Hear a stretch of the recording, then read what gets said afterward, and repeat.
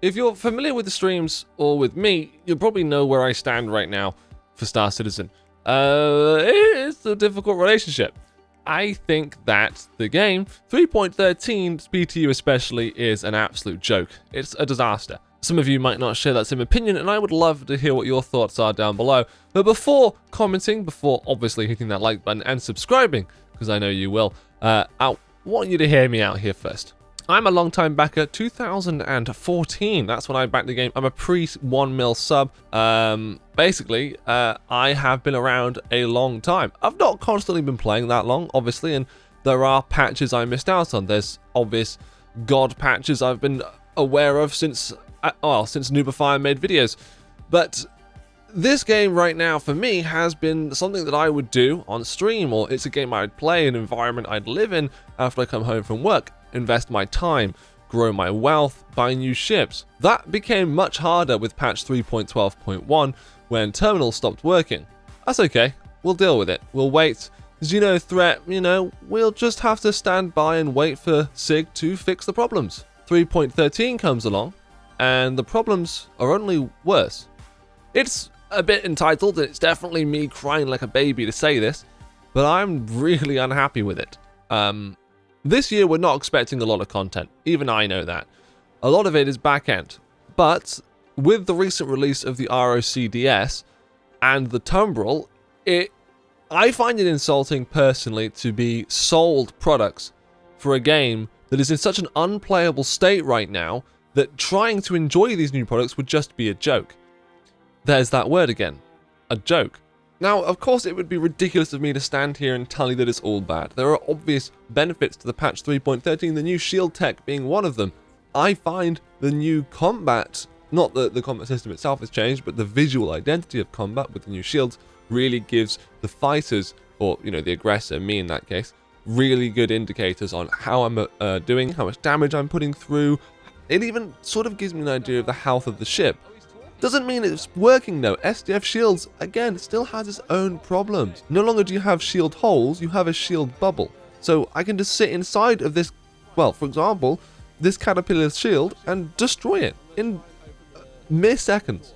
On screen right now, you're going to see a lot of the issues I encountered just in a single play session. Granted, just like other scenarios, this play session actually lasted more than 24 minutes. It wasn't, however, the average. The average playtime is now 4 hours less. I'm sure that'll get fixed, but it's not a good sign for server stability. I was going to show you as well Everest Harbor because it literally tanks your frame rate to 0, but I couldn't record it because my frame rate was 0. It's a mess. And unfortunately, whatever benefits 3.13 does bring really doesn't revoke the problems that exist with this patch and the previous 3.12.1 patches. Unless they fix the previous issues of 3.12.1, I don't understand why anyone would really have enjoyment from playing the game right now. But I do understand it is just Wave 1 PTU, and we definitely shouldn't take that to heart. I guess maybe we should just sit back and say, it's only Wave 1, it'll get ironed out. It's just, call it cynical, call it negativity or you like. This experience I've had with SIG and Wave PTU releases is that some of the bigger issues like server stability and massive game-breaking bugs, they don't really get ironed out. They stay there until the next subsequent patch that comes along, where they try and fix it again, but usually just invoke larger problems. Now, the big ones like the ATC over at Microtech not working, or New Babbage, those things will definitely get fixed because they are core fundamental parts to the playability of the game, and SIG won't let that not happen. So Fleet Week coming up, that needs to be at Microtech, and therefore it needs to be fixed. So those things I know will be guaranteed to be fixed, so if you're worried about that, don't be. It's just these smaller issues that make the game playable that I'm worried about. I'm not trying to exaggerate, I'm just trying to say that I do think right now playing Star Citizen is just a joke. It's a punishment to yourself. You'd only play it if you are so enthralled by it because you're either new, you have nothing better to do, or you've just got a really, really good group of friends to enjoy it with. The game doesn't allow you right now to have a lot of freedom like it used to, and that's not only by design, but also by technical error and fault. I understand that SIG aren't to blame for this, and a lot of it is just the unfortunate nature of game development. It is alpha after all, and this is what I want to say before we continue on. I am not trying to bash the developers, maybe the management team for doing such a piss poor job, especially with the ROCDS. We'll never get over that right now, it's just too painful. But the developers I know work hard. And the players like myself and the content creators, we work with what we have. But right now, I feel like I can't work with this game. So I've been playing other games. Destiny 2 has most of my attention because it's a game that, although it may have its own bugs, it is released.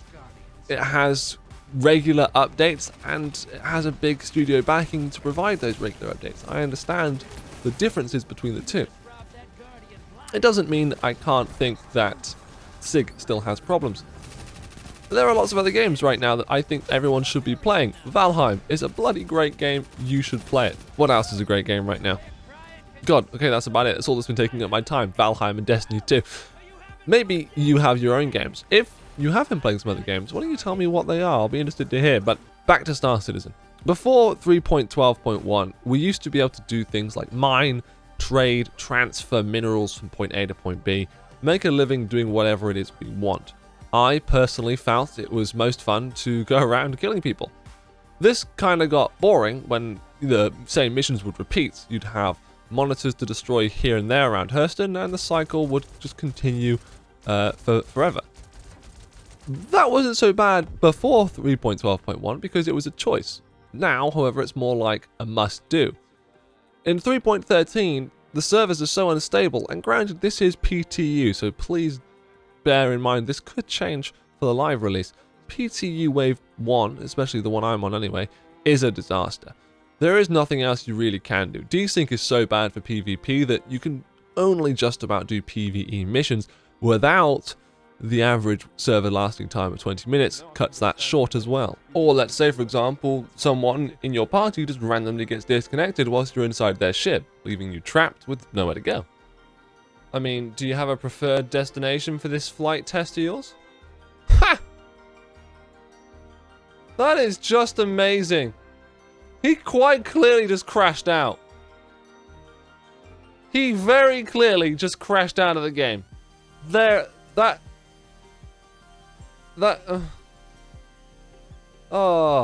think if I were to summarize the 3.13 PTU into this review, I'd have to say, avoid it. It's a mess. As repeated again and again, it's a joke. Stay away. If I had to review the game, I'd say that there's definitely some exciting things coming in. The shield tech is long and awaited for. It is an exciting thing to finally have in game, even if it brings its own problems.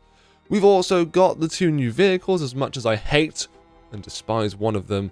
The Tumbrel Ranger, the Tumbrel probably is actually a very good choice, however, so grab that one. Not even going to mention the other one again, it hurts too much. I think the game, maybe for the next, 3-4 months, is going to be quite a rough one. Fleet Week will obviously have its own benefits and draws, but nothing that's going to change how the servers run as far as I'm aware. They might just try and patch it up so we get more free flyers and new backers. Again, money does make the world go round. And if I can just have your attention on a personal note here for this quarter, I want to maybe put the idea out there into people's minds to just hold off on giving SIG all of their money this time around. Not only have we had a very difficult year, all of us, I'm sure that some of us have actually benefited from the years that we've had. I just don't think that SIG should be rewarded for doing nothing and providing us with so little. So maybe think twice before you give them that $80, maybe even $100 for the new vehicle this time. Well, how about earning it in-game instead and actually seeing how the game plays, rather than playing the grey market? Anyway, I think that's enough from me. Obviously, this video was a bit of a downer. I just hope it was informative and maybe insightful enough for those of you that aren't on the PTU. Maybe it just makes you aware that you're not really missing out on much, and to just sit back and wait for these issues to be ironed out. For all we know, this video could be a complete kick in the face for me if in a week's time, 2 weeks' time, by the time this goes live anyway, these issues are all ironed out and it's working perfectly. That is the nature of game development. It could all be fixed with a drop of a hat, but these issues more than likely will be here for the entire 3.13 patch. So I guess I'll see you guys in the verse if I do. Otherwise, maybe I'll catch you in these other games. I'm actually looking for a Vanguard squadron. If you guys want to come and hang out with me on Destiny 2, you're more than welcome to join the Discord. If, of course, you want to join me in some Star Citizen shenaniganery, you're more than welcome to join the Twitch channel live whenever we go live, that is. And maybe you can help me record some footage like the friendly people over on the channel did for this one. Have a wonderful day, guys, and I guess I'll see you next time. Bye-bye.